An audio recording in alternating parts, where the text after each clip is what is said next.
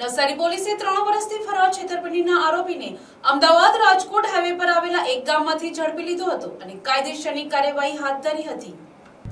નવસારી પોલીસે 3 વર્ષથી ફરાર છેતરપિંડીના આરોપીને અમદાવાદ રાજકોટ હાઈવે પર આવેલા એક ગામમાંથી ઝડપી લીધો હતો. નવસારી એસપી અને નાયબ પોલીસ અધિક્ષક એસકે રાયના માર્ગદર્શન હેઠળ નવસારી ગ્રામ્ય પીઆઈ વિજી ભરવાડની ટીમે મિલકત સંબંધી નવસારી એસપી અને નાયબ પોલીસ અધિક્ષક એસકે રાયના માર્ગદર્શન હેઠળ નવસારી ગ્રામ્ય પીઆઈ વિજી ભરવાડની ટીમે મિલકત સંબંધી અને છેતરપિંડીના ગુનાઓમાં નાસ્તા ફરતા આરોપીઓને પકડવા ઝુંબેશ હાથ ધરવામાં આવી હતી.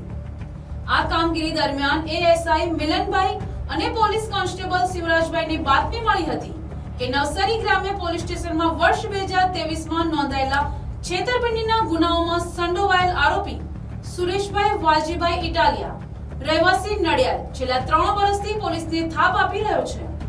હ્યુમન ઇન્ટેલિજન્સની મદદથી પોલીસે અમદાવાદ રાજકોટ હાઈવે પર બગોદરા પાસે આવેલા કલ્યાણગઢ રાજગૃહ તીર્થ પાસેથી આરોપીને દબોચી લીધો હતો. આ સફળ કામગીરીમાં પીઆઈ વિજી ભરવાડ અને એએસઆઈ રવિન્દ્રભાઈ સહિતની ટીમ જોડાઈ હતી. હાલ પોલીસે આરોપી વિરુદ્ધ કાયદેસરની કાર્યવાહી હાથ ધરી છે. Bureau report NTC news Navsari.